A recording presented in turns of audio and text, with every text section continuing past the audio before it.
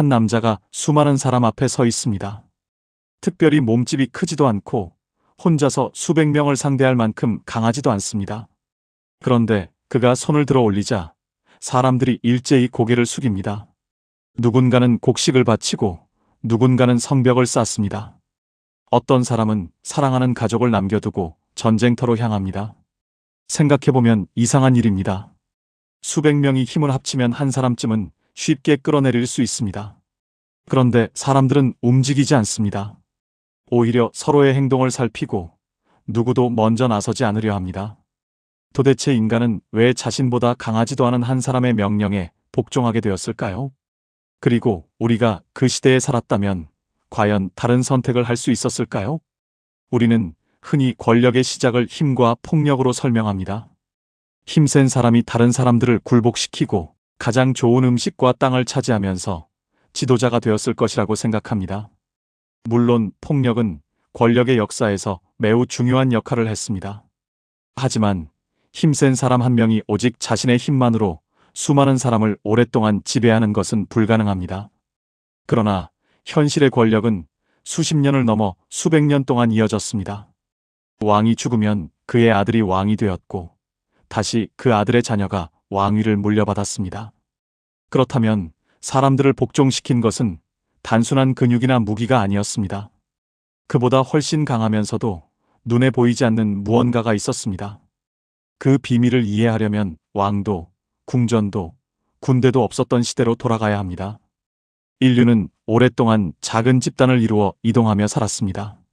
사냥을 잘하는 사람은 존경받았고 주변 지형을 잘 아는 사람은 이동할 방향을 정했습니다. 경험이 많은 사람은 다툼을 중재했고 위험을 먼저 발견한 사람은 공동체를 이끌었습니다. 그러나 사냥을 잘한다고 해서 모든 결정을 마음대로 내릴 수 있었던 것은 아닙니다. 오늘 사냥을 이끌었던 사람도 내일은 다른 사람의 판단을 따라야 했습니다.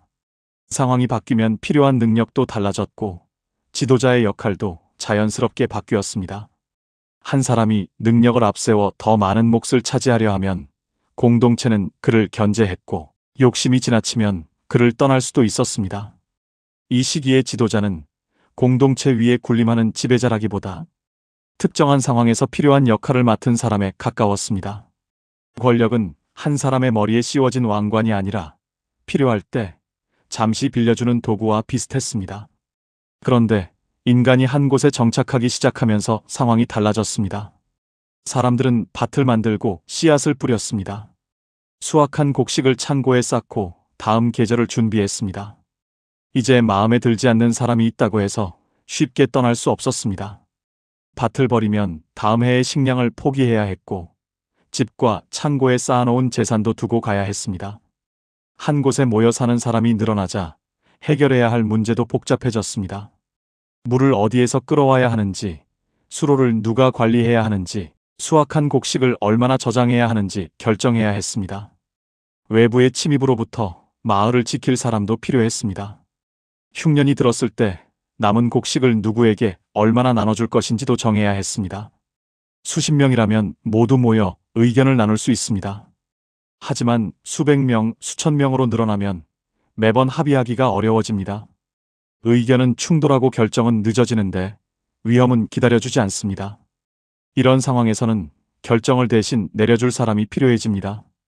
다툼을 끝내고 자원을 나누고 위험이 닥쳤을 때 빠르게 사람들을 움직일 지도자가 필요했습니다.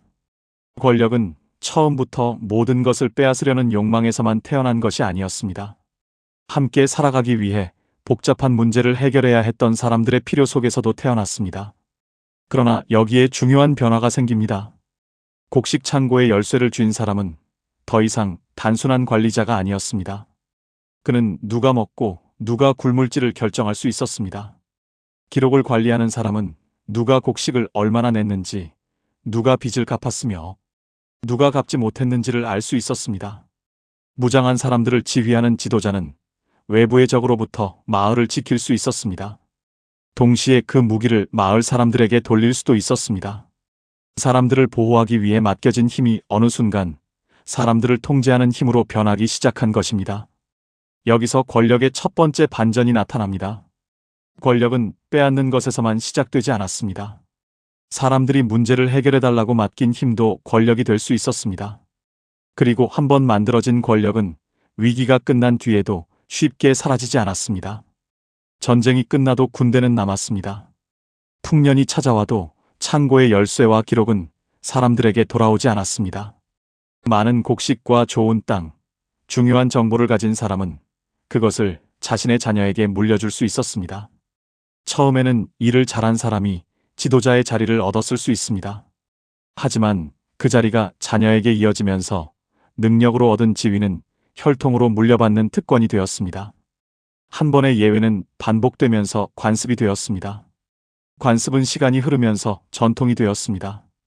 그리고 전통이 충분히 오래 이어지면 사람들은 그것을 인간이 만든 제도가 아니라 처음부터 존재했던 자연의 질서처럼 받아들이게 됩니다. 그렇다고 농사를 시작한 모든 사회에서 곧바로 왕과 계급이 등장한 것은 아닙니다. 농사를 지으면서도 비교적 평등한 질서를 오랫동안 유지한 사회가 있었습니다. 반대로 농경이 시작되기 전에도 특정 자원을 독점하기 쉬운 환경에서는 강한 위계가 나타나기도 했습니다. 따라서 농경이 자동으로 왕과 계급을 만들었다고 단정할 수는 없습니다. 다만 저장할 수 있는 재산이 늘어나고 그것을 자녀에게 물려줄 수 있게 되면서 부와 권력 역시 축적되고 세습되기 쉬워졌습니다. 그런데 여전히 중요한 의문이 남습니다. 창고를 채운 사람들은 따로 있는데 왜 한 사람이 창고의 열쇠를 독점하는 상황을 받아들였을까요? 그 이유는 아주 오래된 마을에만 존재하지 않습니다. 오늘날 우리의 일상에서도 쉽게 발견할 수 있습니다. 여러 사람이 모인 회의에서는 비용과 일정, 각자의 이해관계가 충돌합니다. 모두의 생각을 반영하려 할수록 결정은 늦어지고 지친 사람들은 어느 순간 누군가가 빨리 결론을 내려주기를 바랍니다. 인간은 자유를 원합니다. 그러나 모든 일을 직접 판단하고 그 결과까지 책임져야 하는 자유는 생각보다 피곤합니다. 위기가 닥치면 그 부담은 더욱 커집니다. 적이 다가오고 홍수가 밀려오며 먹을 것이 줄어드는 상황에서는 긴 토론보다 분명한 방향을 제시하는 지도자가 더 믿음직스럽게 느껴집니다. 평소에는 거만하게 보였던 확신이 혼란 속에서는 능력처럼 보이기도 합니다. 우리는 권력에 간섭받는 것을 싫어하지만 때로는 권력보다 혼란을 더 두려워합니다. 그래서 안전과 질서를 얻는 대신 판단의 일부를 다른 사람에게 넘깁니다. 사람들은 곡식을 바치는 대신 보호를 기대했습니다. 명령을 따르는 대신 공동체가 무너지지 않기를 바랐습니다. 처음의 복종은 일종의 거래였을 가능성이 큽니다. 하지만 그 거래가 반복되면서 자발적인 선택은 점차 의무로 바뀌었습니다. 처음에는 보호받기 위해 스스로 곡식을 냈지만 시간이 지나면서 곡식을 내지 않으면 처벌을 받게 되었습니다. 그리고 그 다음 세대에 태어난 아이들은 왜 곡식을 바쳐야 하는지조차 질문하지 않았습니다. 태어났을 때부터 모두가 그렇게 하고 있었기 때문입니다. 그렇다면 공포와 처벌만으로 수많은 사람을 오랫동안 지배할 수 있었을까요? 모든 집 앞에 병사를 세울 수는 없습니다. 모든 사람의 대화를 감시하는 것도 불가능합니다. 사람들이 마음속으로 끊임없이 반란을 준비한다면 어떤 권력도 오래 유지되기 어렵습니다. 오랫동안 지속되는 권력에는 칼과 군대보다 더 강력한 힘이 필요했습니다. 사람들이 명령을 억지로 따르는 것이 아니라 그 명령을 따르는 것이 옳다고 믿게 만드는 힘이었습니다. 그것이 바로 정당성입니다. 권력자는 자신을 평범한 사람과 다른 존재로 설명하기 시작했습니다. 신에게 선택받은 존재, 특별한 혈통을 이어받은 존재, 하늘로부터 통치할 권리를 부여받은 존재가 되었습니다. 왕의 몰락은 단순히 한 사람의 죽음이 아니라 세상 전체의 질서가 무너지는 일로 묘사됐습니다. 왕관과 옥좌, 거대한 궁전과 신전도 등장했습니다. 이것들은 단순히 권력자가 누리는 사치품만은 아니었습니다. 권력자가 평범한 사람과 다른 존재라는 인식을 사람들의 마음에 심는 장치였습니다. 거대한 궁전 앞에 선 사람은 자연스럽게 자신이 작다고 느낍니다. 높은 계단 위에 앉아있는 통치자를 올려다보면 권력자는 실제보다 훨씬 크고 위대한 존재처럼 보입니다. 공간의 높이가 사람의 지위로 느껴지는 인간의 심리는 지금도 크게 달라지지 않았습니다. 인간은 본래 불공평한 상황에 민감합니다. 한 사람이 모든 것을 가지고 다른 사람은 평생 바쳐야 한다면 불만과 분노가 생깁니다. 아무런 설명 없이 불평등을 강요하면 권력은 쉽게 흔들릴 수 있습니다. 그래서 권력은 불평등의 이야기를 붙였습니다. 왕은 신의 선택을 받았고 귀족은 특별한 혈통을 타고났으며 가난과 고통에는 초월적인 이유가 있다고 설명했습니다. 이러한 이야기가 실제로 옳은지보다 중요한 것은 혼란스러운 세상을 이해할 수 있게 해준다는 점이었습니다. 인간은 때때로 불공평한 세상보다 아무런 이유 없이 움직이는 세상을 더 두려워합니다. 불평등에도 이유가 있다고 믿으면 세상은 조금 더 예측 가능한 것처럼 보입니다. 그렇게 신화와 믿음은 권력을 감추는 옷이 되었습니다. 병사가 눈앞에서 칼을 들이대지 않아도 사람들은 스스로 고개를 숙이게 되었습니다. 그리고 주변 사람들이 모두 복종하면 저항은 더욱 어려워집니다. 한 광장에 100명의 사람이 모여 있다고 상상해 볼 수 있습니다. 그중 대부분이 권력자에게 불만을 품고 있을지도 모릅니다. 그러나 누구도 먼저 입을 열지 않습니다.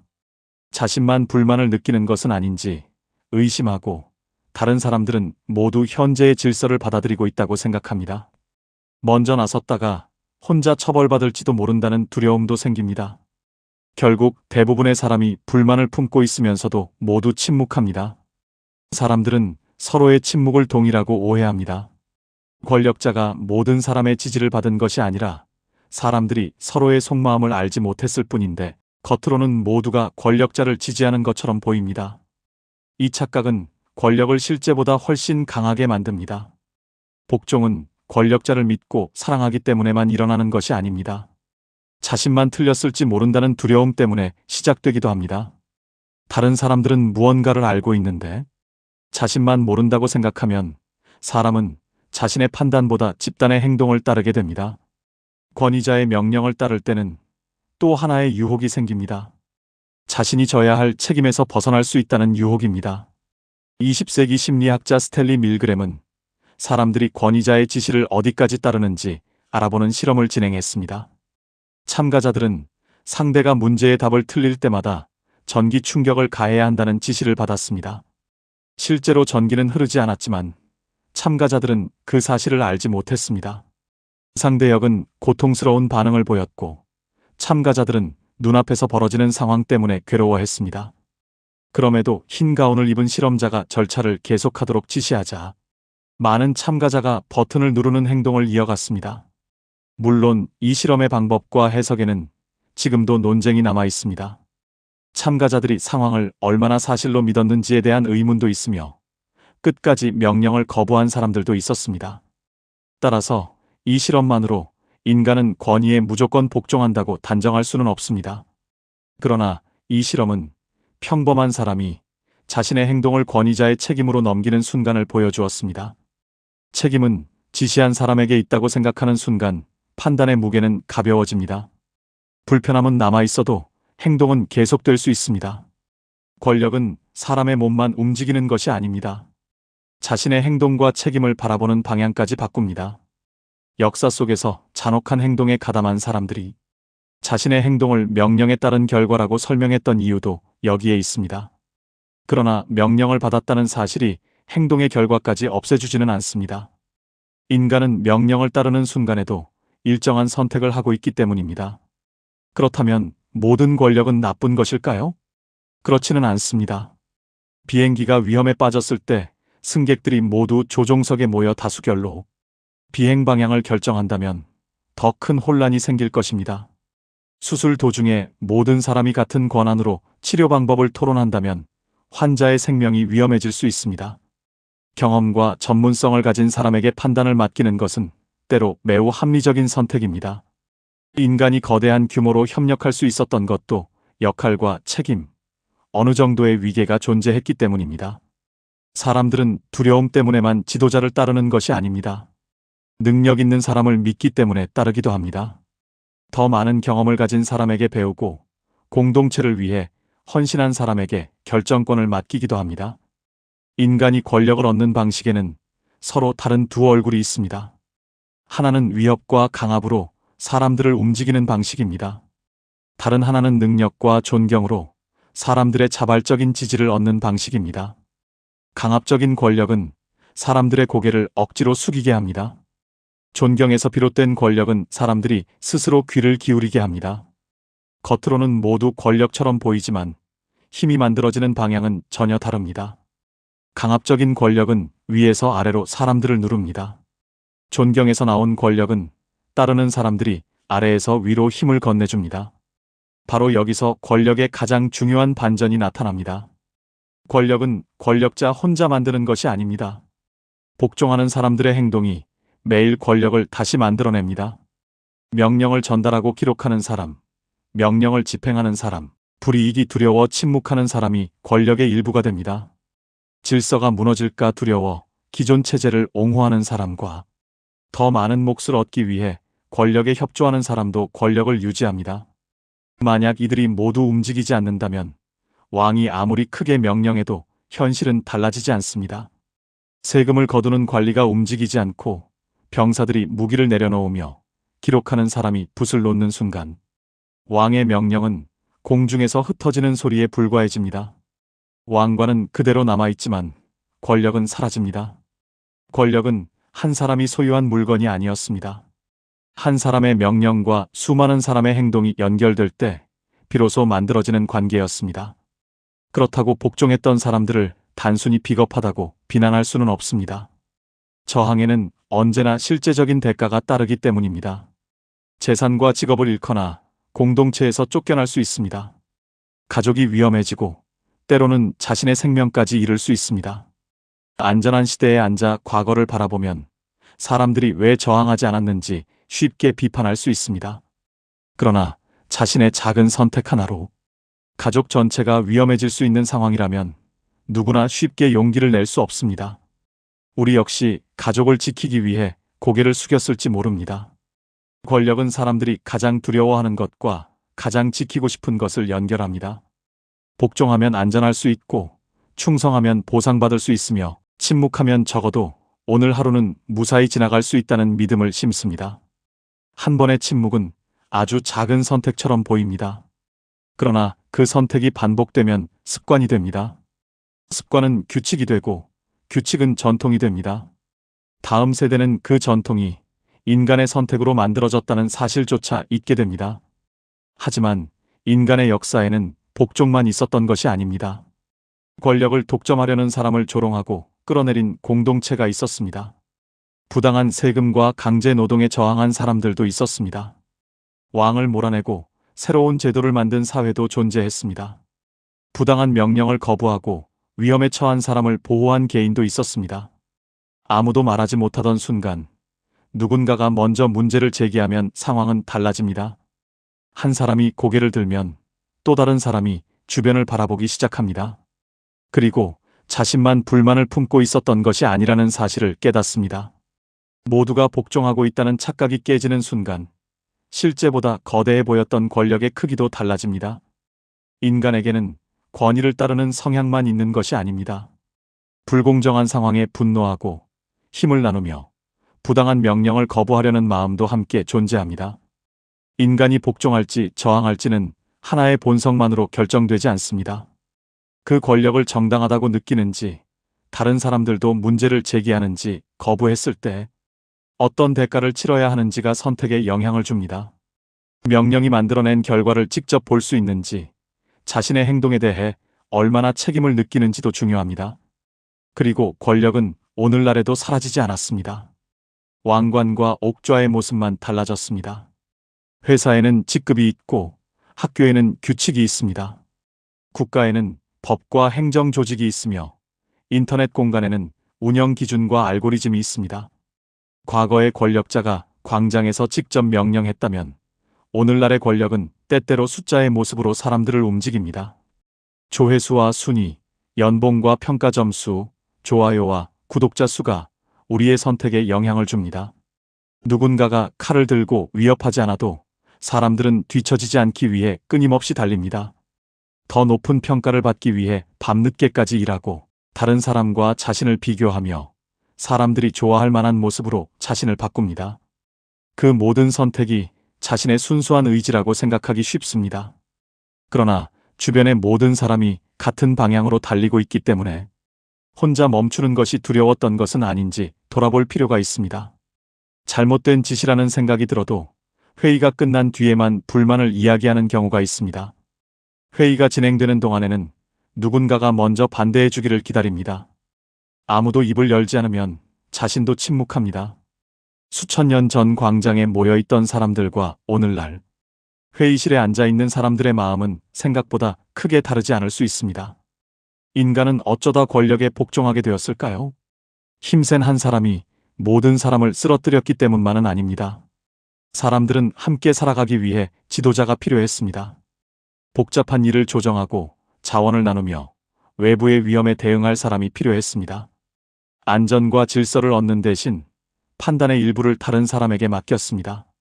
그러나 한 번 맡겨진 힘은 창고와 기록, 군대와 재산을 만나 점점 커졌습니다. 신화와 종교는 그 힘에 특별한 의미를 부여했습니다. 공포는 사람들을 침묵시켰고 보상은 사람들을 협조하게 했습니다. 주변 사람들의 침묵은 권력을 실제보다 강해 보이게 만들었습니다. 정당성은 명령을 따르는 행동을 당연한 의무로 바꾸었습니다. 결국 권력은 위에서 아래로 누르는 힘만이 아니었습니다. 아래에서 올려다보는 수많은 시선과 행동이 함께 만들어낸 관계였습니다. 사람들이 명령을 믿고 전달하며 집행할 때 권력은 비로소 현실이 됩니다. 그러나 바로 그렇기 때문에 권력은 영원할 수 없습니다. 사람들이 질문하기 시작하면 권력은 달라집니다. 모두가 복종하고 있다는 착각이 깨질 때도 달라집니다. 명령을 수행한 사람 역시 자신의 책임에서 완전히 벗어날 수 없다는 사실을 깨닫는 순간에도 달라집니다. 권력의 시작에는 인간의 불안이 있었습니다. 권력을 키운 것은 안전과 질서를 원하는 인간의 마음이었습니다. 그리고 권력을 오랫동안 유지한 것은 두려움만이 아니었습니다. 불완전하더라도 지금의 질서를 잃는 것보다는 낫다고 믿고 싶은 마음도 권력을 지탱했습니다. 그렇다면 또 하나의 질문이 남습니다. 우리는 왜 어떤 사람은 태어날 때부터 많은 것을 가지고 어떤 사람은 평생 부족하게 살아가는 현실을 받아들이게 되었을까요? 왜 불평등한 질서는 시간이 흐를수록 자연스럽고 당연한 세상의 모습처럼 보이게 되었을까요?